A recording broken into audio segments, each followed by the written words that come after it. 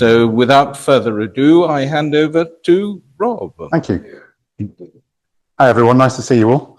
Yeah, so my background is that I moved to Poundbury in 2021, but I lived in town. I'm choosing my words carefully here for reasons that I will explain later. I lived in town from 2018, having moved from Hereford. My background is in education and life skills, so I used to be the chief exec at the SafeWise charity. You may have known it as Streetwise, which taught children lots of safety information and skills from Weymouth and Bournemouth. That's what brought me down to Dorset. Sadly, that closed as a result of COVID, and schools stopped doing school visits, and so a huge income stream declined. So I now do some work with local charity chief execs, and I'm also, as Ian's already mentioned, I'm working on a project for a community hub in Dorchester. Poundbury, is it a perfect urban planning result, or is it a disaster? I quite like this t-shirt because there's so many things nowadays. I think you'll find it's a bit more complicated than that. When we take divisive and sort of extreme views, life is more complex in reality. So when I moved here, I was quite surprised that Poundbury was seen as a bit of a Marmite sort of thing, and there wasn't a middle ground. Now I find myself traditional liberal in the middle, annoying everybody on both sides. People either hate Poundbury or they love it, and it doesn't seem to be very much in the middle, so I thought we'd mock up a bit of a Poundbury jar there. So I might print that out and put that on the wall. I quite like that. I discovered when I arrived that there's misunderstanding about Poundbury, that there's a lot of misinformation about it, but there's a lot going for Poundbury. There's an awful lot of positive things in Poundbury, but there are some aspects that don't work as was clearly intended. Not deliberately not working, but they don't work as they were planned.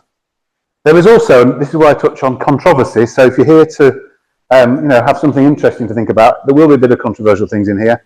A bit of a divide between New Poundbury and the rest of Dorchester, or the rest of town as I would call it, which I noticed as a newcomer. Most locals in Poundbury felt the Residents Association wasn't for them, even though it was apparently speaking on behalf of Poundbury people. They felt it wasn't representing them. That has changed now, I'll update you on that. I decided to get involved. I joined the PRA, the Poundbury Republican Association. No, I will occasionally say an appropriate thing. The Poundbury Residents Association, and I ended up being chair of that for a period. I set up an initiative called the Big Poundbury Conversation, which I'm going to tell you about, which was really interesting. And what follows in the next 20 minutes or so is simply one person's interpretation of the results of that programme called the Big Poundbury Conversation. We had hundreds of conversations, community workshops, and a survey, had a really good response. I'm trying to remember now, I think we got about 20% responding, which for a community survey is really high. So about 800, which is about 20% of the population. So first of all, let's bust some myths, because when I arrived here, people kept saying these things about Poundbury, and I thought that can't be right. So we did some research as part of this survey. First of all, it's for older people. Everyone in Poundbury is old. And actually, it's only slightly, it's quite interesting, there are slightly more over 65s. There are 33% of over 65s living in Poundbury, but the average for the whole of Dorset is 29%. So it's not massively more. And actually, if you build in the fact that we've got several quite big care and sheltered living facilities, that might be what skews it, because they built it purposely for that. And it's home to lots of young families, singles and couples as well. So it's actually a really mixed development. It's only for the wealthy homeowners. If people think that, and a lot of people told me that, sometimes when you think something's true or it's in the media, you've got to think, why am I hearing that perspective and not a different perspective? And obviously, if you are fairly wealthy and you're a homeowner, by nature, you are quite influential, you've been successful, you get your voice heard. Other people may not. So it's not actually true, because it's actually got significantly higher social housing, 21%, than the Dorset average of only 12. So it's nearly twice as much social housing in Poundbury than in the rest of Dorset. 17% of the houses are privately rented.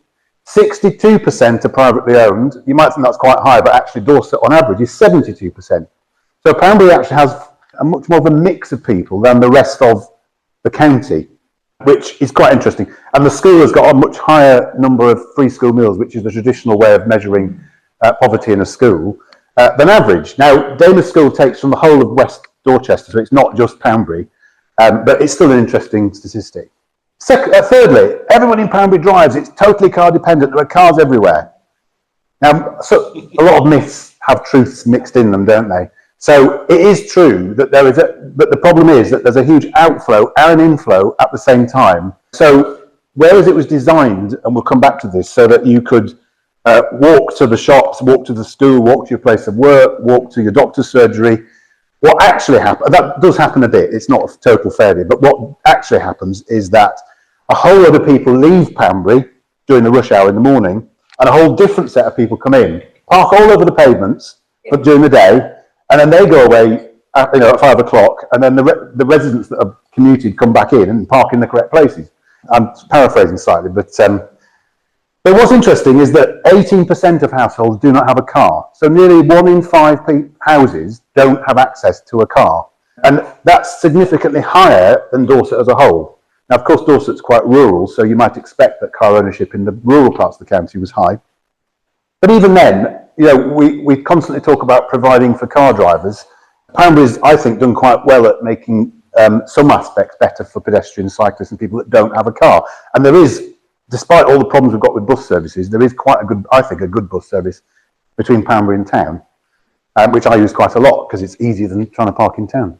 What was the 2023 big conversation? So I just want to explain to you what we actually did in 2023, because I really enjoyed it. I didn't quite know what I was getting into, but I really enjoyed it in the end. So it was an idea that we engage with all sectors of the Poundbury community. So when people listen to what's happening in Poundbury, you tend to hear people that are already good at communicating. So you only hear one part of the population. So we said, we want to talk to visitors. We want to talk to other locals who are using Poundbury facilities. Perhaps they're going there for a coffee or using the Great Field or going to an event at Brownsword Hall, that don't live in Poundbury, live in the rest of town, because it's all Dorchester, as I'll come back to. We wanted to ask them. We did an online survey. We did stalls at public events. You can see one of these, which was I think a Christmas market or an Easter market at Crown Square. We did a series of participatory public meetings. So we got people sat at tables, talking to each other, coming up with pros and cons. And we, as the steering group, had really quite useful meetings with our local councillors, with the Duchy, with the developers as well, which were quite interesting meetings, because we got some findings that they wouldn't have liked the findings to be, but I'll explain those in a bit. And then they listened, they did listen, so that was good. And local community groups. We asked what was working well, and we asked what could be improved. So this was a positive exercise. It wasn't a moaning shop. It was about, well, what's not working? How can we fix it? And we focused on positive, practical steps rather than getting cross about national policy that we couldn't change, or a trend that we couldn't change in terms of people shopping locally or shopping online and that kind of thing. We thought about what we could actually do. On the right is a magazine that we published with all the findings. Now, at great expense, I've found some very limited edition remaining copies of these. So you're welcome to take one at the end if you want some bedtime reading. We tried to make it so that it was of interest to everybody, young and old, different backgrounds and all that kind of thing, rather than it being a sort of lifestyle magazine. It was about the findings of the survey. So what were the findings? It was absolutely fascinating. My degree was in geography, and I used to teach geography in primary school, so I find this sort of thing fascinating, particularly because of the perception about Poundbury being so different. So the first thing is, most residents like it. I'll come back to these in detail, by the way, so I'm just going to race through them now, but most residents that are there, a significantly high proportion, really, really like it. Doesn't mean people in the rest of town like it, it's the people that are there like it. Some design and build aspects are problematic, and the perception is that lessons are not learned when it doesn't work, so they just keep making the same mistake, and I will come back to that. A significant minority, this is, for me, this was the most important thing, which has slightly led on to another project I'm working on, is that a significant minority, it is a minority, but a significant minority of everybody we asked feels disconnected, not invited to what's going on, not included and not heard. And I think that is really interesting when you're thinking about making a new place, when you're designing through architecture and town planning and mixing things up, because Poundbury is very innovative, and it's got it over half right, I think, but there are bits that it still needs to think about. And 4, and this is where it gets interesting, there remains a significant physical and for some an emotional divide between Poundbury and Dorchester. And I will come back to that in more detail with some quite amusing but also quite illuminating conversations I've had with people. So this is not an academic study, and this is not comprehensive. So I could have spoken for half an hour just on the findings, but I'm just picking out things that I thought were interesting. So going back to the first one, that most residents like it, I quite like this comment. I've got a few comments on here that whatever people say, Poundbury's got more right than the average housing development. Now, you might not think that says much, but it does in some ways, and for that, I'm quite grateful. It looks like it's a lamppost saying that, but I assure you it's a real person. So 80% said they were very happy to live there. That's of the whole survey, which I say was about 800 people, which is quite high. I understand. I don't know the actual figures, but most new developments don't get that high rating of satisfaction of people that are living there. Now, again, you can be sceptical and say, well, half the people coming in are not even from Dorset; they're moving in from London or whatever, all that kind of thing, and that may or may not be true. But it's still a good rate. 72% of the under 44s were happy with it because we split these surveys up by age. So it's lower, but it's still quite good. But it does show that we've got to work hard to make young people feel included. It drops slightly further for those in social housing, which again you might expect. You've got to bear in mind that some people in social housing have been put there, but not by choice, but because they've been allocated it. So that was an issue we picked up. That whereas you assume everyone chooses to live where they live, sometimes people get plucked out of where they feel quite comfortable and put somewhere where they don't feel comfortable. So 69% is actually reasonable. And what they cited as what they liked, so I didn't start by saying this, but I was going to, which is I'm probably going to annoy everybody by giving a balanced view about this rather than coming in and saying it's rubbish or it's great, because I think the truth is in the middle. So they cited green space. So if you walk around Poundbury, we've got a fantastic facility now for the whole town of Dorchester on the Great Field, which is being managed, I think, really well by the City Council. Because I live opposite, so I can see what they're doing, and they're really taking great care of it. But we've also got smaller parks around the area. There are a load of trees. They're all quite new trees, so they're not fully mature yet, but come back in 25 years' time, I think it's going to look fantastic. The housing and density and privacy combination, I think, is quite impressive. When we were looking for a house, I won't say where it was, partly because I never remember the name of the estate, but we looked at somewhere, we were looking for a family house. We came back and thought, we quite like the house, but it feels really overlooked. That whole estate has got really narrow streets and it just feels really squashed. Came to Poundbury and thought, oh, this is great. It just feels spacious. So when I was doing this research, I thought, I wonder what the housing density is of these places. And I can't remember the actual figures, but the housing density was significantly higher in Poundbury, which felt spacious, than this crowded estate, which is in another part of Dorchester. Another fairly new estate. And I thought that's really interesting. They seem to have done it by building upwards. So there's quite a lot of apartments and flats and things like that. But, I've only been in a few other people's gardens, but gardens seem to be quite private, despite the fact that there are tower blocks. They sort of designed it so that there's no angle of sight. So it doesn't feel squashed. It feels quite, I think it's quite good. Permeability and walkability. So by permeability, I mean the fact that I used to live on a 70s housing estate when I was growing up, and you get cul-de-sacs where the only way in was the road. So once you've gone into quite a big cul-de-sac, there's no way out. It's not porous. It's not permeable. You've got to walk out the road entrance. In Poundbury, you can get around the whole of Poundbury. You would have to cross roads, but you do not have to walk along roads. You can walk along what I from Yorkshire called snickets or ginnels. So little passageways in between the houses, behind the garages, through between streets and things. That means you can walk anywhere, and it feels like it's an interesting place to explore. But also that you can walk anywhere within 10 minutes. So whatever facility you want, there's a problem with this. A different problem I'll come to in a minute. But you can walk wherever you like. It's really easy to walk. So I think that's good, and that's what people mentioned. People generally like the housing design. We'll come up to overall architectural design later, but in terms of individual houses, people like them. There's loads going on for young children. That was a really positive point. If you can afford it, most things you need to pay for. There are lots of independent shops and cafes, and people appreciate those and like that. Again, if you can afford it. And generally, the way that the social housing, the private rented, the business properties and the private owned properties are all mixed in together, people generally like that. There are issues, but whereas in I'm looking back to my geography lessons, whereas in sort of some planned towns, you have your industrial zone and you have your private house zone, then you have your council estate.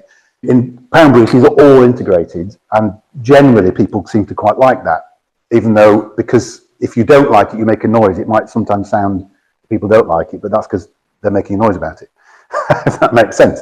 And relatively low crime and antisocial behaviour. compared to the national averages, even though if it's bothering you, it feels huge. So the second challenge you might remember from several minutes ago was design challenges. It was felt that walkability and affordability were in conflict. So yes, you can walk everywhere. If you're on a lower income, and bearing in mind the demographics that I explained at the beginning in terms of social housing and rented, people can't always afford what is walkable. They have to go further afield to get what's affordable. And I do think that is a bit of a design flaw. It's all right saying, well, shop at Waitrose as your local grocer, but the majority of people can't afford to do that. Parking and traffic, we mentioned this, caused by major flows in and out. So we do have a huge parking problem. There is, although I said that, I'm trying to remember the actual figures for car ownership, but because of the fact that people aren't still not working locally, and this is a national problem, there's a huge inflow and outflow. Dispersed retail was a huge problem that the businesses told me about. So whereas normally you might go to town to do one or two things and oh, there's a shop there, I might pop in and see what that is. It's passing trade. Generally in Poundbury, you have to know where you're going because they're all spread out all over the place. And the businesses told us it's really hard to do that. And once you've got your clients, once you've got your customers, it's fine, but it's really difficult. And there is quite a high turnover. Some businesses have become established and well known, but other businesses sort of start up and turn over and close in seems to be quite quick succession. And there is a solution to that, which the Duchy have also realised, which I'll come to in a minute. Seems to me to be a complete lack of renewable energy shift. It's sort of marketed as an eco town, but we're still putting in gas boilers. What's that? What's that all about? I'll come back to that in a minute. 30 miles an hour limit is totally incompatible with shared space. So I don't know how familiar you are with the shared space concept, but it's the idea that we slow speeds down and we give equal priority to pedestrians, cyclists, other road users, as well as cars. So cars are not excluded. That's a nonsense, but it's a shared space. It doesn't work with 30 miles per hour because if you're hit by a car at 30 miles an hour, 20% result in death. So it's quite a high percentage. If you're hit at 20 miles an hour, it's less than 1%. So the fatality rate absolutely collapses with a 20 mile an hour limit. 30 miles an hour is probably fine along somewhere like Middle Farm Way, where it's clearly a busy it's a main street. But a lot of Poundbury has been designed so that people feel okay walking across and cycling, and yet you've got these junctions with no clear priority, which is called designed ambiguity, and it's supposed to make the driver think, oh, here's a designed ambiguous crossing here, I better slow down. And of course, I don't know what percentage it is, but I know from visually, a lot of people just ignore that and just charge straight across and hope there's nobody coming. It doesn't quite, in my view, from a safety perspective, it doesn't work. Has a 20 mile an hour limit, it would, and enforcement is not the issue, because even with a 20 mile an hour limit that is not enforced, average speeds still drop. So it's still safer. People's lives are still saved without enforcement. And I am in favour of enforcement. I'm just saying it's not a reason not to do it. Designed by non-users. So this is somebody with the best of intentions. I'm not knocking their professionalism, but sitting in an office thinking, we'll put a footpath here, or we'll design this there, or do another, with a vague idea of what do those cyclists do? How do they cross roads? Or what do those people that don't use cars all the time do? And it sometimes feels that they don't quite understand how it's going to be used. So I'll come back to that as an example. I've mentioned already a bit of a lack of learning where things don't quite work, but rather than looking at it and thinking, this doesn't work, let's change it, they don't change it until it's way too late. 30 years is quite a long learning sort of span. So I'm just going to look at two of those. I haven't got time for all of them. So the first one, lack of learning, gravel. So on the left here, we've got a nice new pavement along Peninsula Way. It's got a beautiful view, this, by the way. It's actually worth a walk round because it is a beautiful view. So what they do is towards the end of when they're almost ready to sell the houses, they will put black tar across the tarmac's already, but on top of the tarmac, they put black tar, and then they have crews of people, because I've watched this, they go around spreading this gravel, sort of with a rake, literally with a rake. They leave it for a few weeks, and then literally somebody comes around with a brush and dustpan and sweeps it all off, and most of it hasn't stuck. So there are huge bits where it's got tar and it hasn't stuck, but there's also huge bits where they haven't even managed to spread the tar out properly. And so what you get literally within weeks is in the middle picture, where you've got a bit of gravel where there's not much friction. This is actually where you can drive down, so it's worse when it's for cars. And a huge bit that is just sort of shiny black tar. It's a small point, but they've been doing this since 1993. And this was done last year. You'd think, I don't know, I just can't quite understand why you wouldn't change the way you were doing that, because it is actually quite annoying. It does get resurfaced when we get important visitors. The other issue that came up was render. You wouldn't think how animated people can get by render on your building. So a lot of Poundbury is I think it's really nice actually. It's sort of Victorian style render with Victorian windows, sash windows and that kind of thing. Great, but we did pick up a huge dissatisfaction with the fact that it seems to be falling off or becoming damp within literally months. So this building here and the blue building at the end was redone literally within 6 months because it all fell off. But if you go down to, well, I call it Old Poundbury, but it's not Old Poundbury, it's phase 1.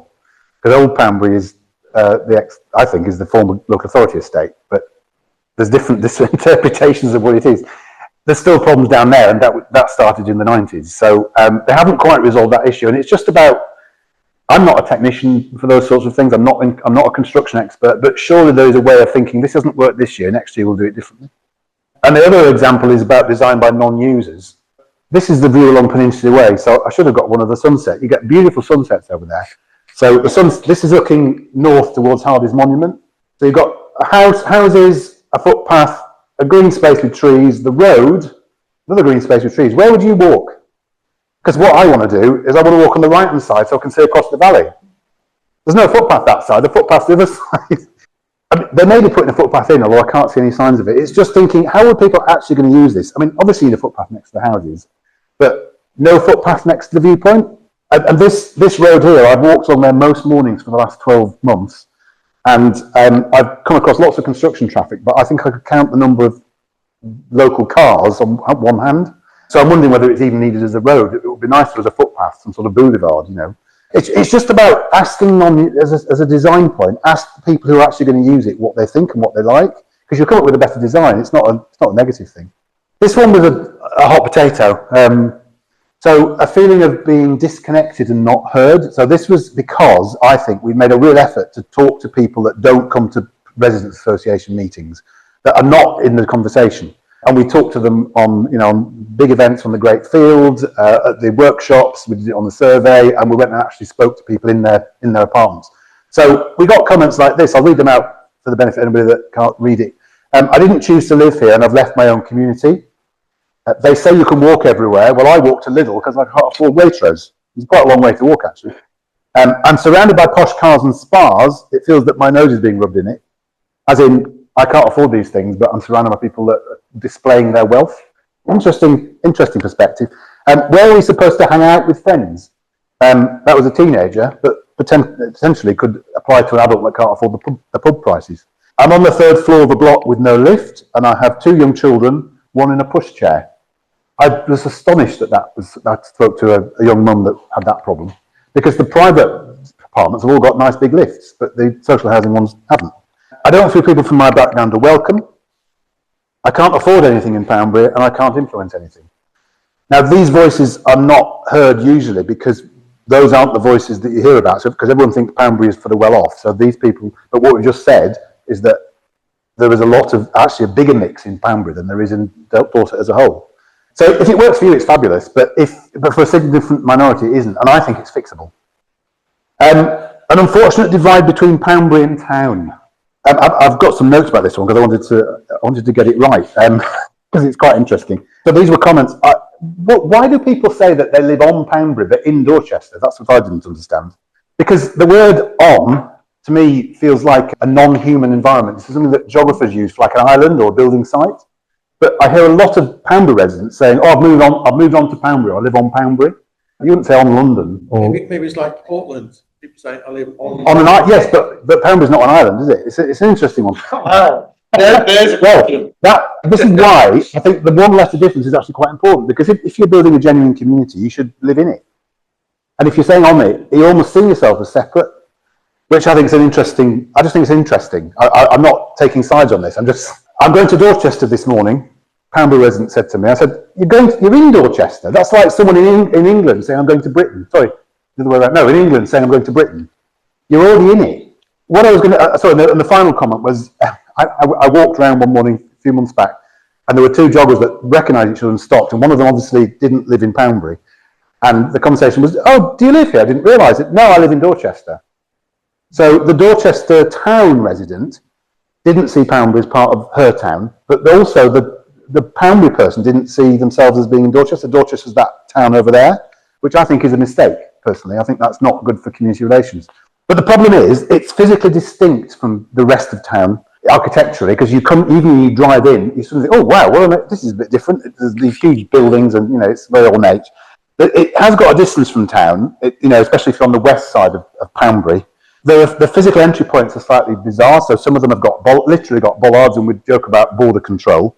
Some felt in the survey that the vibe, this is from, because we asked people that lived in town as well, who were visiting, the vibe from Poundbury was overly that everything's wonderful, and there was a bit of a superiority complex, which I can see that I've observed that with some people, not everybody, but some people, that somehow Poundbury was better than everything else. In contrast, of course, Poundbury's got problems just like everywhere else, but they may be better at hiding it. I don't know. But it's not what you think, what people see is not necessarily the truth. Some Poundbury residents do, I have to say, treat it like a separate town, but arguably it's designed that way. So although we're told the description is it's an urban extension, from the survey results for me, from living there for 5 years, it does feel to me like they've designed a separate town, which if it had been built in the middle of the countryside, I think would have worked extremely well. But because the land was part of Dorchester, it's been tagged onto Dorchester, and they've called it an extension, but actually they've created almost a Siamese twin is the wrong word, but almost a sort of a smaller twin, because it is so different. So when people do treat it different, whether you're a town resident thinking that weird place up there, or you're a Poundbury person thinking that different town over there, it's kind of designed that way, and I think that that's something we ought to learn from, so we don't do it again. Links to town aren't ideal, I suppose, in the sense that although we've got a good bus service, apparently walking and cycling route is pretty unpleasant at places and could be improved, and that there are projects to do that. But that was the fourth one. So what were the desired outcomes of this project? So what we hoped was a reshaped community association. So rather than a residents association, which puts the emphasis really on owning the house, and it's all about sort of very, very local issues, we wanted to refocus. So that has now been set up. I'm not involved anymore because my job changes. I couldn't stay involved, so I did come out of it. So I'm still in touch. So they've set up a new one so that it's a properly registered organisation. They can technically employ people. They've got more income. It's more inclusive. So that has started. Another idea was for a physical community hub, which is affordable for everybody. So a lot of people said that they couldn't afford the pub or community hall at Brownsword Hall was only for organised activities. There was no one just to drop in and have a chat with someone, and they would appreciate that. So that was a need that came up, and that's partly informed the other project I'm involved with. Improved information and promotion of services. So they've got an excellent website now. More social events, particularly for groups that are not catered for at present, because if you are in certain groups, there are loads going on. In other groups, there's nothing, so it's a bit imbalanced. And more proactivity on road safety, the street environment, travel choices, and the really strong thing coming up was better links to the town centre, which I thought was quite interesting. So there are a few pages from the magazine if you want to look at it later. So what are the implications for town planning? Because this is a national town planning example, evidenced by the fact that the King is obviously still heavily involved with it, because it seems still to be him rather than Prince William. And we get government ministers turning up, and sometimes I've been to the garden centre and a coach goes past and it stops and all these people peer out and there's somebody with a microphone saying, this is Poundbury and there's real people here. It's nationally significant, and I know the previous government said they wanted to build a lot of new Poundburys around the country. Whether the current government are taking that on or not, I'm not entirely sure. So what are the implications for town planning? Well, first of all, you need to build social as well as the actual buildings infrastructure.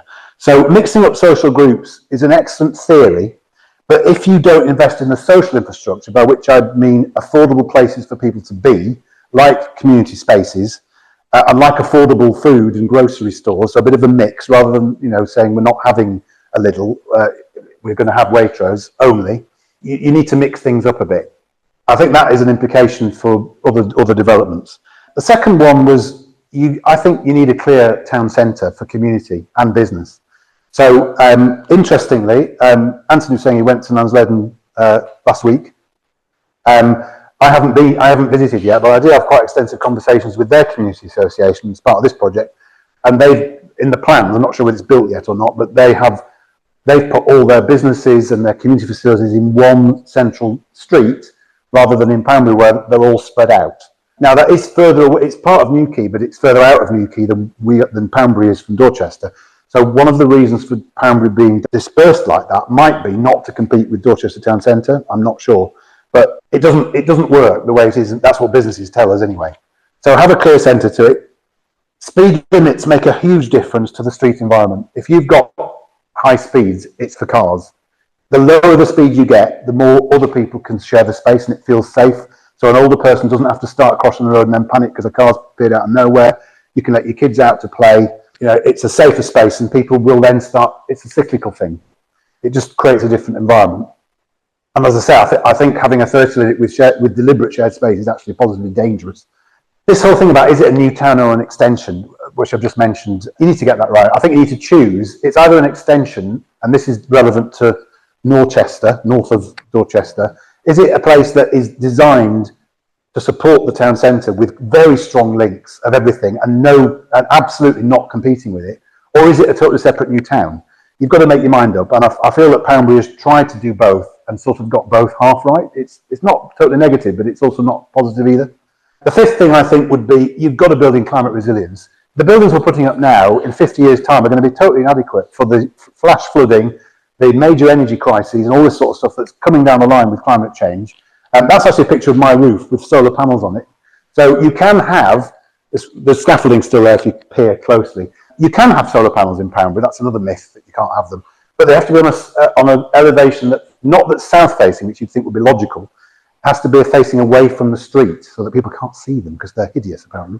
So the panels we've got are very nice, plain matte black. There's no white lines in them or anything. They're really not. They're self-cleaning as well. The bird dirt just sort of dissolves. It's quite clever.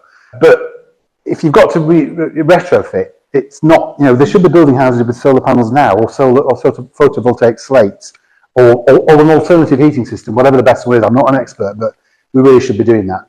And finally, I picked up from the survey that there were different views on this, but I did pick up, there's a bit of Poundbury, and this is from visitors actually, it's a mishmash because some of the styles are great, and other ones you think, what on earth is that doing in Dorset? And I'll leave you to work out which bits are which. But I mean, personally, Poundbury Square, I think it's really, really nicely designed. I really like it. But it's the fact that it's not consistent, and there's huge chunks of it that I just don't think are Dorset, that I feel like I'm in, to be honest, I feel like I'm in with the Whitehall or even Athens. And it's not that I don't like the actual design, it's that it feels like the wrong place for it. That's just my personal opinion. And so I think Nans Leden has clarified that a bit, because my impression from the conversations I had, it's got a more consistent style. Whether you like it or not is immaterial, but it's got a consistent style from start to finish. And then finally, because we're near at the end now, are there any overarching principles to learn in terms of placemaking? So I think it's positive that in the national conversation, we've stopped talking purely about town planning, which is all about the buildings, and we started talking about placemaking, because a place is for a person or a group of people. It's about the community. I think that's really positive. So I stepped back a bit from this and thought, what are the overall principles? I could come up with just two that are things we should learn from Poundbury's successes and its mistakes. And the first one is to build in learning and adaptation right from the start. It's okay to make mistakes. Intelligent people know when they got it wrong, admit it, and revise it and change their views. But they always say never argue with an idiot, don't they? Because they'll never change their mind about anything. On the basis of evidence. So with town planning, start with a plan, but make it flexible so that if something doesn't work, something as simple as grit on pavements, it's okay, we got it wrong, we're going to change it. No problem. The second one was do things with people, not to them. Again, to be slightly controversial at this point, I think Poundbury has been designed and implemented with the very, very best of intention. Who's ever given a present to someone at Christmas or their birthday? Not really because they think they want it, because you think it's something they ought to have. They ought to do it. They really ought to try this. So you give them a book that you think will be good for them, or you give them a bit of technology, or you give them a membership card to something you think they ought to do, get them out or whatever, and they're not grateful. It's a little bit like that. We've designed this fantastic place. We haven't asked you about it. We haven't found out how you actually use it, but we want you to be grateful for it. And there is a little bit of that, I think, in the sort of the ethos of the place. Whereas if you design things with people, you're going to get a better design and one that people feel proud of, and they want to live there. And that, to me, is what placemaking should be about. People feel, oh, that's changed because I said that wouldn't work for me because we don't walk that way, we walk that way. You ever seen the square footpath and just people cutting right across sort of the desire line? So do it with people and not to them. if you do that, I think you save money because you make fewer mistakes. But you create places that really work for everybody of all backgrounds, not just people that are already happy there because they bought quite an expensive house and can afford the lifestyle they want, but everybody. You have an integrated community that is not just nice design, but it's affordable and everybody's got access. And it's not just about the architecture and the housing mix, because I think we've got the architecture and I think we've got the housing mix really well done in Poundbury. Architecture, individually great, but collectively I'm not entirely sure. But I think that's really important. So to summarise, I think that Poundbury is described as an urban experiment, but the whole point about experiments is you're supposed to learn from them. You're supposed to think, well, what did that prove? What could we learn from it? And I think that, having had all these conversations, issues of inclusion and sustainability and local integration are still a work in progress. I still think things can be made better. It's harder when the buildings are up. You're better to do it before you build them, but you can still do it. But when people take the mickey out of Poundbury, I do sometimes feel it is actually more successful in a lot of places of a similar age and a lot of other developments. And it's got a lot right, but it's got a lot wrong as well. And my frustration is I always feel in the middle because people do tend to hate it and think it's just a carbuncle on, Dorchester, or they think it's fantastic. And actually, it's a bit in the middle. But I live there and I like it. But I would like it to be more integrated with town because I do tell people when they ask me where I live, I say I live in Dorchester. I live in the bit of Dorchester that's called Poundbury because I think that's the way the future goes. So there we go. And there's a map just in case you forgot where you lived. It's a comment, really. I went to the very, very first planning meeting with Leon Creer when he was there. And he'd done these beautiful artistic displays of what it was going to look like. This was phase 1. And he went into a lot of detail about all the research he'd done on the different houses, because every single house in phase 1 is supposed to be different. And it's copies of houses around in the villages around Dorset. So it must be quite fun living there and trying to find your house in somewhere like, I don't know, Mapowder or somewhere like that. And we were looking at all these pictures afterwards, and I said, there were lovely squares in the middle with children playing and people sitting on the benches and everything. And I said, those squares are just going to be full of cars. And he was right on my shoulder. And he said, no cars. And he was very, very emphatic about that right from the beginning. No cars. And we all sort of went, that's just not going to work. So that was one thing that didn't work right from the beginning. But that was obviously modified in phase 2, 3 and 4. But his idea was no cars. There is space. I mean, I do like the way that officially residents should all park round the back. In practice, they don't. They all park at the front. But also in practice, that doesn't seem to matter too much because the commuters that cause everyone's causing a parking problem, but the commuters that come in during the day take the resident spaces who aren't there and then they kind of swap over. So it kind of works, but we do get a lot of pavement parking, an awful lot. I've got a question, but first of all, I moved here, I call it Dorchester, 2 years ago, and when I have met people, and I say, I've just moved here, every single time they say, to Poundbury? And I say, no, I didn't want to be in Poundbury. But my question was, which I think is interesting, so it's definitely on the map and in everyone's mind, but is the population of the town bigger than Poundbury residents? 15,000 main town, 5,000 Poundbury is my rough understanding, I think. About a quarter of the town. It's added a quarter, but do anyone correct me if they think they've got exact population figures to hand? Yeah, so it's a significant part of Dorchester now. Yeah. A comment really, I suppose.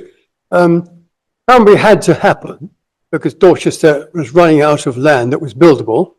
When we came, this is 50 plus years ago, the main employers were Winfrith, and strange enough to say, Navy, because you had the helicopter boys and the Sea Training Centre as well, all the NATO frigates, etc., or all nations.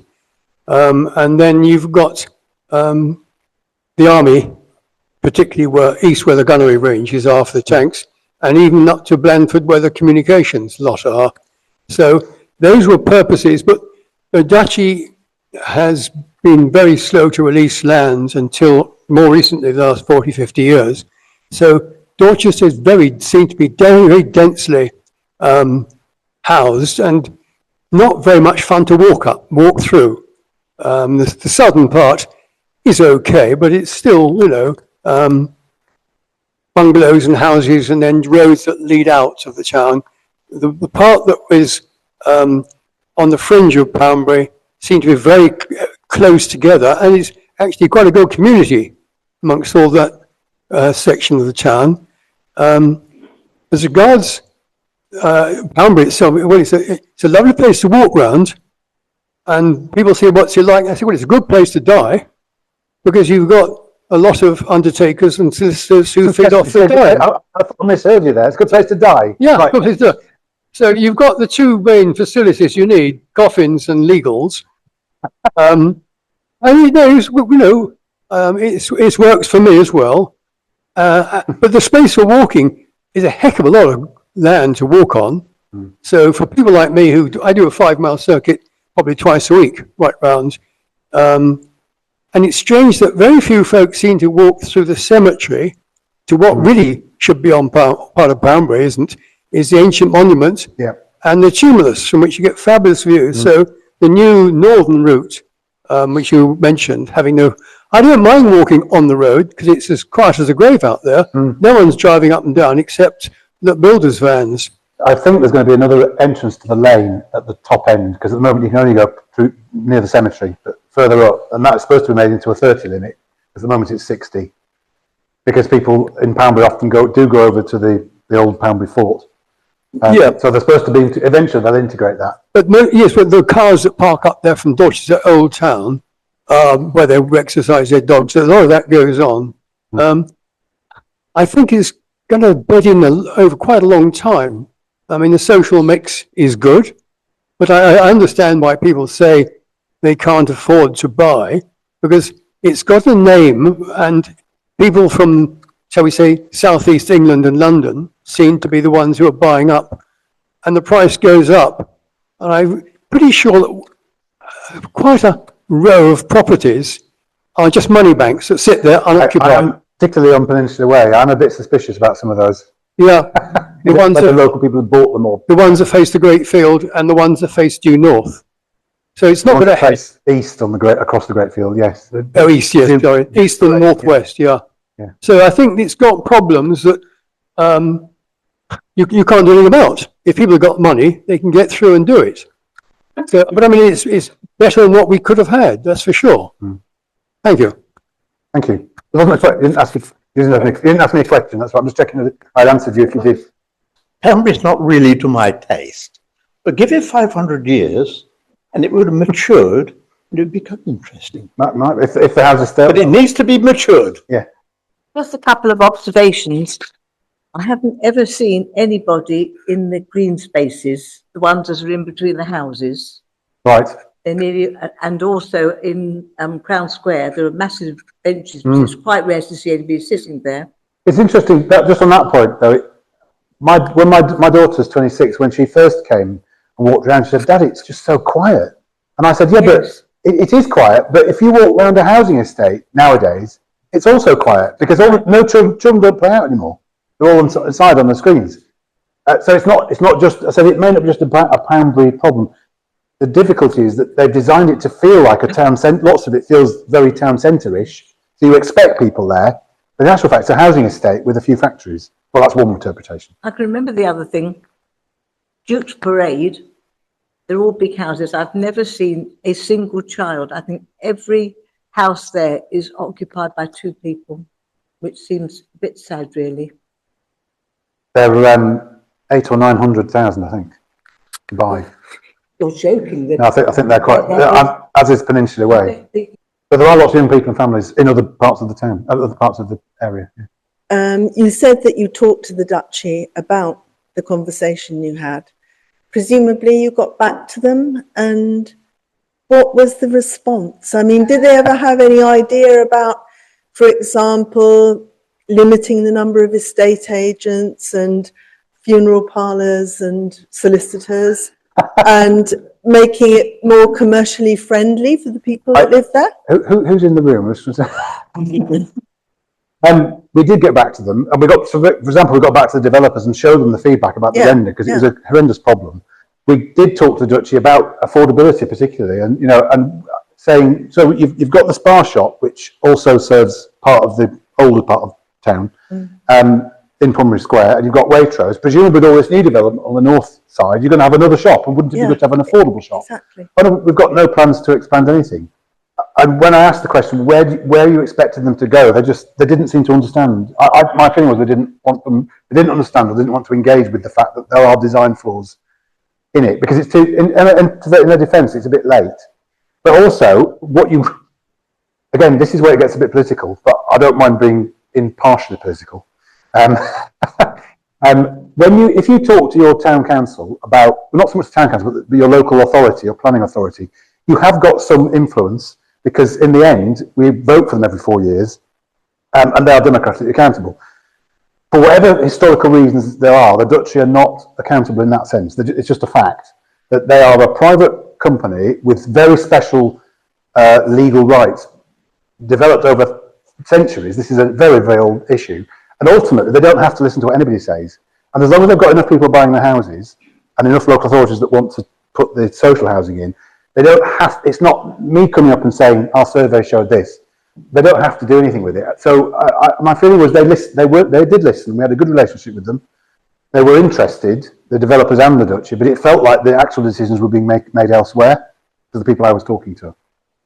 And there were no plans to change much. I mean, the render situation was supposed to be fixed, but I've seen it happening again since. So you mentioned various businesses. They're very specific about what goes where.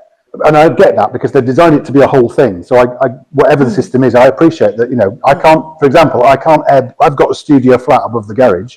I cannot Airbnb it. I'm not allowed. We've actually got a refugee in there instead, so it's being used and being useful. But you're not allowed to technically Airbnb it. And they told me they know where all the Airbnbs are, but they're still operating. So I don't know how well policed it is. They've got very specific uses for each building, including the businesses. So their business will be, this is a retail shop, this is offices, this is whatever. And they seem to have a very convoluted process for changing it. So it has changed once or twice from what recollection. Where they said, this doesn't work here, we'll have something very different. But it's more complicated than in the town centre, where you'd apply for change of use and get a yes or a no. You have to do that as well, but there's also the Duchy level, which are not accountable in the same way that your local council is. Which again, I think is a bit of a design flaw. The other point that should occur to me, which I didn't include, was that rather than the town council adopting, sorry, not the town council, Dorset Council adopting all the rear entrances. So every property's got a rear entrance where for the bins, the garages, all the services, all the broadband, everything is all out the back, which is nice and neat and tidy. I think it works. But those have been adopted by a maintenance company, which we call the management company, the Mancos. And for some reason, there are 4 of them rather than 1 for the whole town. So Nans Leaden has got 1 for the whole town, nice and simple. We've got 4 separate companies, one of which is still to be set up, that manage it. So we pay, it's £100 or something, towards the maintenance of the back areas. And some residents feel they don't do anything with the money, and other residents don't know they exist. But it's a strange way of doing it. I find it quite a strange way of doing it. Very convoluted, because it is a complicated process, because the Duchy has to do certain things like clear the grit before the Manco will take over, because the Manco doesn't want to pay for clearing the grit that the Duchy put down and nobody wanted anyway. But we'll get back to grit, don't we? Yeah, that's right. And one of the nice things about Poundbury is that it is a finished product, that there aren't people building extensions that are suddenly going to overlook your garden or undermine something or other. But anyway, but just to finish, thank you very much for a very, very interesting talk. I don't know where you could get this kind of information. Do you sort of go out and talk to people, or not have time to do that? What now? Well, at the time we did. With other, in other groups or venues. We published the results in the magazine, which you're very welcome to take away. But basically, at that point, we then handed over to a new group of. We'd recruited about 30 volunteers. So anyone says you can't recruit volunteers, it's how you recruit them. And we got about 30 people, most are still involved, and set up this new, especially community interest company, not a charity, but set up a new organisation which was launched and is now quite active in some of those areas, not others. So they're now, so good did come out of it, But I had to step back, and my other colleague, Simon, that has now moved away, who was also very heavily involved, had to step back as well. So a lot of the other things nothing came of it. I've got a couple of slides to show you one thing that came of it, in the sense that it started in my head when I was doing this, which is slightly related, which I can show you in a minute. You don't have a video or anything? No, not at this stage, no. No, you could, I think you'd make a very good film. It's very, well, yes, I mean, you could do quite a humorous one, couldn't you, in some way? That's right. I don't know if anyone's ever seen some people may find this deeply offensive, and I apologise, but a programme called The Windsors. And there is an episode on Poundbury that I have to admit I found quite funny, even though it was quite rude. William basically sets up a Poundbury Residents Association. Have they got insider knowledge of this? It's worth looking up if you can search for it. Just a question, actually, because the whole of the area outside the former Roman walls was duchy land, but Victoria Park, Castle Park, Fording Fields, Well, that was joking. they're not. The duchy doesn't have any control of it. Are they ever going to release Poundbury properly to the town council control and not have any say over it? Not entirely, no. So they're basically, within a year, they're scaling back. They will retain an office and will retain management, because they've got these mancos. We're all shareholders, owners of shareholders, but the duchy have 60% of the votes. Well, it's over half. So they will retain a presence, but they're downscaling it. So it's not the same as the rest of town, from my understanding. They are going to stay, because it's been designed as a whole thing. They want to make sure it's not, that the design infrastructure isn't sort of tainted with, a bit like you were saying, suddenly it's all relaxed and you get extensions and all sorts of stuff. So the town council have taken over the Great Field because it's a park, and Dorset Council are gradually taking over the streets, but there's delays of years, because the duchy haven't brought the road up to standard that the council can then take on. So the top end was only adopted very, very recently, and it's been in there for about 10 years. I was hoping to avoid the window issue. Basically, one of the biggest controversies in Poundbury has been private residents. So bear in mind they're 62%, wanting to put in PVC windows, because the wooden ones, I think, are of poor quality wood. And the duchy has just said no all the way through. And there's been an argument about it from environmental reasons, and there are two different sides to it. My feeling is, I quite like timber, but it's got to be good quality to start with. If you put in rubbish timber, it won't last, and it doesn't fit, and it's drafty and all that kind of thing. And for some reason, they have now accepted aluminium. So our conservatory is timber at the back, and it's collapsing, and I've got permission from the duchy to install a new one, including aluminium, as long as it looks the same. You can do stuff, you just got to ask permission. Sorry, Anthony. This isn't a question. I think it's a bit of context. I think it's hard now to look back on actually how Poundbury happened. And its strength is also its weakness. You had to understand just the extent to which the then Prince of Wales and his chosen master plan, Leon Creer, and the ideas that Leon Creer was bringing to Poundbury have actually been set the seal, if you like, on what's happened. And very, very difficult to move away from that. If you ever see any of Leon Creer's drawings pre-Poundbury, they are actually quite extraordinary. I mean, his views on mixed use, on the segregation of uses.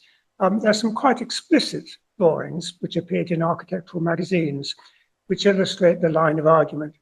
And the Prince of Wales was absolutely adamant that Leon Creer should be the master planner. And then thereafter, the kind of architects that were appointed to carry out his conception.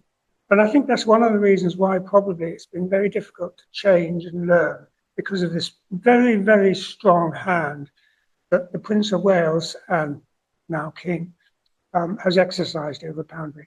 As a second point, my personal view is it's always a failure right from the start. The link to Old Dorchester was not resolved.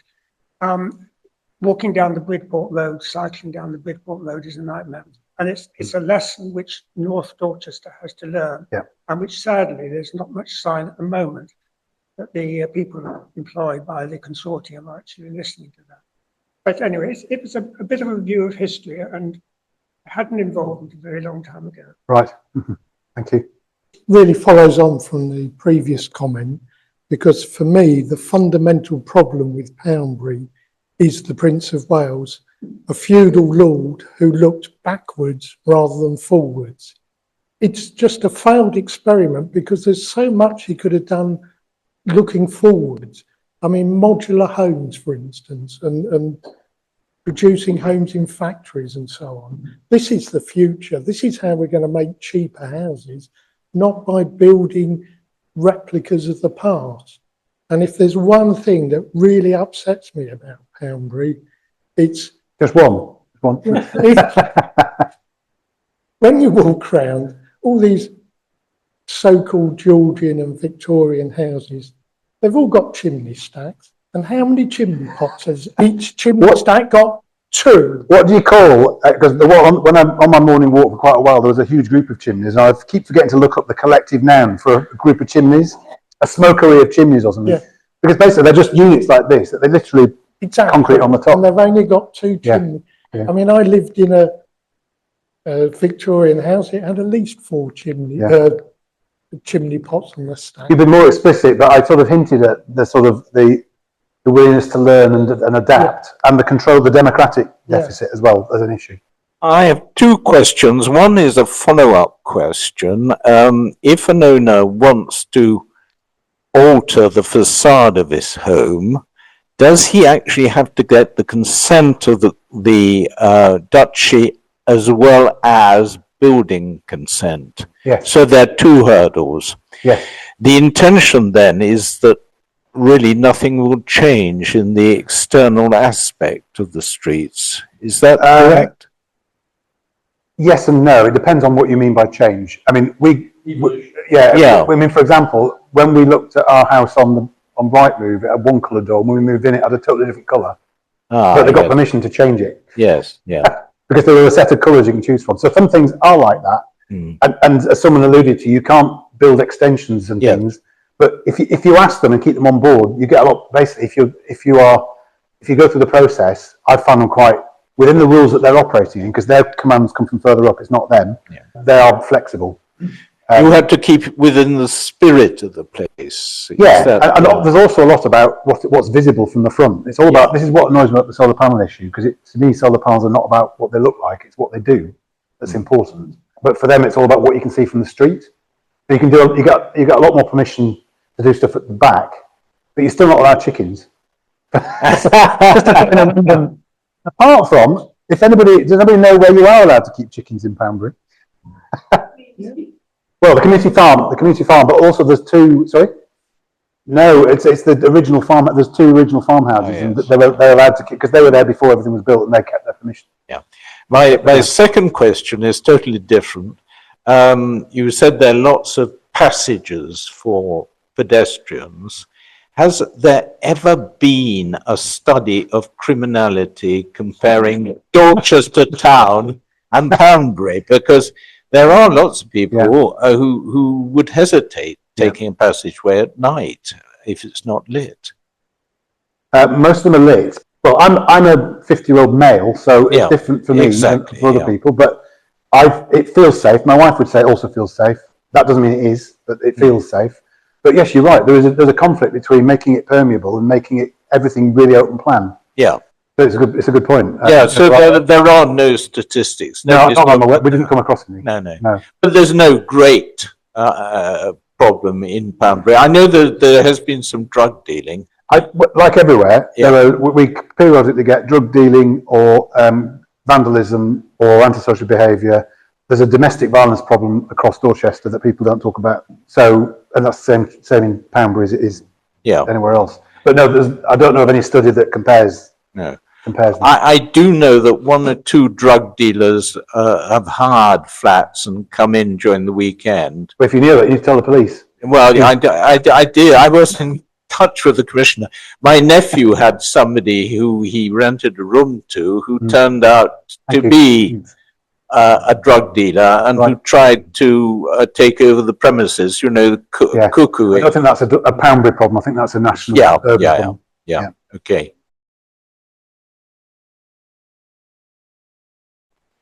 Well, there are lots of businesses there, and I think the businesses are quite successful because they're purpose-built premises. The retail struggles, as I mentioned, because of the that people don't know where the retail is, it's all dispersed, so that's a bit of an issue. But the big problem, I think I mentioned earlier on, is that although there are employment places that are walkable, the people that a lot of people that work in Poundbury live all around Dorchester and drive in, and a lot of people that live in Poundbury with jobs and are employed drive out for their job, so there's a huge flow in both directions, whereas the vision was that people would, which I support, is that people should work and play more locally, within walking distance of where they live. It hasn't worked perfectly, but it might be better in Poundbury than other places. It's just that you notice it in Poundbury because there's only these two roads, really, there's only two roads in to the main bit. So I think it's worked. I mean, I think that bit works. I think that the businesses, every business I've spoken to that isn't retail was really happy being there. They like it. It's purpose-built, plenty of parking, modern, functional premises, not the issues of decaying buildings that I'm now looking at in the town centre. So, if you go back 200 or 300 years, you mentioned the old Roman town, that was Dorchester, right? And there was a village outside called Fordington, and not just over here. This was West Fordington, and it was in 1835 that the borough of Dorchester incorporated Fordington. I moved to Dorchester 5 years ago, but I live in Fordington. So you're saying that Poundbury is actually it's faster than Fordington's integration because it's happened already. It's already been adopted. Yeah, interesting. Yes, the last subject was community health. Yes, I can just briefly talk about that. Yeah, so I need to be careful how I phrase this because how I position this, because I've got a project that I'm working on which is for the whole of Dorchester.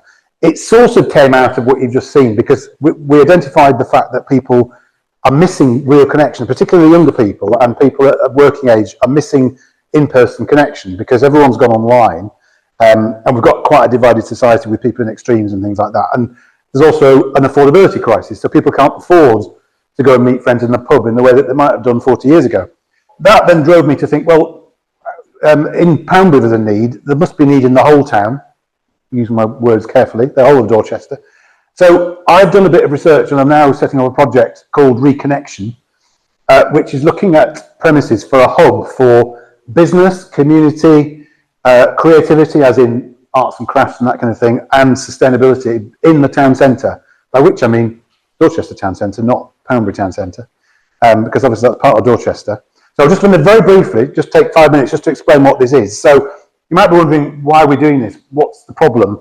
I can send this around later and it's probably a totally separate talk of its own, but we're looking at things like affordable living, the need for human connection, the need for purposeful work, the need for strong communities, a really vibrant town centre that you can go to because there's lots more than just retail, there are lots of reasons to visit, and supported youth. So those are the main needs that we've already identified a hub would help to address. And particularly from a civic point of view, the town centre is a really interesting area of development now. So I've joined a group called High Street Positives, which is trying to change the narrative around town centres because everyone says, oh, they're all in decline, it's all a disaster. And that actually makes it worse because then people think, well, if it's a disaster, I'm not going to go and spend any money there. We're trying to turn it round and at a local level, look at our empty buildings and what could we repurpose them for that is not just about retail. So there's a reason to go to town and stay there. So very, very briefly, some examples of what we might be doing. We are researching the possibility of a social supermarket. So you may have heard of food banks, which are unfortunately necessary nowadays. Those food banks are for people in crisis. They actually haven't got enough food, usually today or tomorrow, and they are referred by an agency that says this person is in need. They take a ticket, they'll come to Dorford Centre or go to the community church, and their ticket allows them to take some food that they haven't chosen, but they can take it home. So it's an emergency service. A social supermarket is a cooperative that's working together to provide affordable food, but you do pay for it. You've got to learn to budget. You've got the dignity of going into a place that other people are also using, but it's trying to reduce food waste as well, but also make food more available. That's one thing. Free or low-cost drop-in social space for all ages, but particularly young people. So I mentioned this as part of the big conversation, that people are saying there's nowhere I can go without having to pay £7 for a pint or an expensive latte. Where can I go and just hang out? Particularly for young people, because we built, go back to Poundbury, we build these very nice looking sort of rural rustic shelters, and then which I've already seen them, nice stone circles. There's one looking over Poundbury Camp and it's on the other side as well. And then we get annoyed when young people are hanging out. Well, you've designed a space for them to meet and they don't get wet, so they're going to come, aren't they? So space that is safe, they can do what they want, it's not organised, it's not set up at a particular time, they can go in and play snooker or watch a video or chat with their friends, and there are adults, safe adults around to just make sure they're okay. Some sort of permanent town centre location for a repair cafe or a men's shed type facility. So we've got a men's shed that's out at Kingston Moorwood, but its premises aren't necessarily suitable. Repair cafe is struggling for premises in terms of space, and we're also working with another partner that might well help us with reusing products so that we can have some sort of affordable household goods store as well. So all looking quite exciting. Another one we had a meeting about today was space for hot desking, by which we mean a space where an office where you can hire a desk for an hour or the day if you want to work in town rather than working at home. So if you haven't got an office to go to, it might seem strange to some of us not to have an office, but a lot of people don't nowadays. And a space for potentially charities to be based. You can have a registered office there. So if you're running your own business and don't want your home address, you have the registered office in Hightown and a postal address. And another element might be permanent space for creatives. So people making things, learning, young people particularly making things and selling them as well. Those are just 5 examples. We've got loads more. We're looking for premises. You might be saying, how on earth are they going to fund all this? There are 3 stages. One is we're looking at feasibility and planning at the moment, so we can get some really good plans drawn up. And there is funding for that from National Lottery and other funds. Then we need capital to renovate probably a heritage building, although there is a site we're looking at that is not got so much heritage on it and would have different funding, but capital funding to bring a building back into use, which is quite exciting. And then obviously we need funding to operate it. And we're looking at partners like the NHS who want to have services in the high town. So rather than going to hospital, you can go and have a coffee and go and buy something from the creative centre that we're hoping to have or whatever, and get your blood pressure checked at the same time. So it's not in a medical setting. So there's quite a lot of funding available if you know where to look. And where we got to is we've set up a CIC with directors, and one of them sat in the audience. So Joe is also a director over here. A working group and advisory panel. We've got a website, so you can have a look at that if you are interested in the project. We've had a useful workshop in December hosted by the Town Council. They've been very supportive. We've got 55 people and 30 organisations interested in what we're doing who might possibly also use the space. We've met with multiple stakeholders, like people that might actually sort of hire a space there or run bits for us. We've had 4 site visits, been really interesting, and identified several premises, and Joe's been leading a history group looking at the heritage of these sites, which is another talk in itself actually, because it's been fascinating, isn't it? So that's 2 more talks we've got coming up. We've identified potential premises. We're in the advanced discussions now with 1 site owner, and so we've got funding streams identified and we've developed a financial plan, and we are looking for additional volunteers and possible directors. So we're particularly looking for people with legal, complex projects, partnerships, public engagement and marketing, so we can build a team. Although we have now got about 12 people actively involved in it with different skill sets, so it's quite exciting. I can tell you some of the sites I can't really share the details with, but I can tell you the ones that are in the public domain. So we're looking at Lloyds Bank, looking at NatWest, Big Breath, looking at M&S, which is probably unrealistic, to be fair, because it needs a complete rebuild. But Lloyds is definitely looking a possibility, and NatWest is for sale, but far too much. But there are ways and means of doing these things. So that was Reconnection, but it sort of came out of part of the previous talk I was mentioning, because people were saying, I've moved to Poundbury and haven't met anybody. Where do people meet? There are groups for certain groups, retired people or people at the school gate, but in lots of other parts of society, you can go for weeks without talking to anybody. And so we're trying to fix that room. Thank you. Right, thank you very much both for both of your topics, and also for offering to fill our slot for next year. In 6 or 9 months, we'll look forward to welcoming you back to give us an update on Reconnection.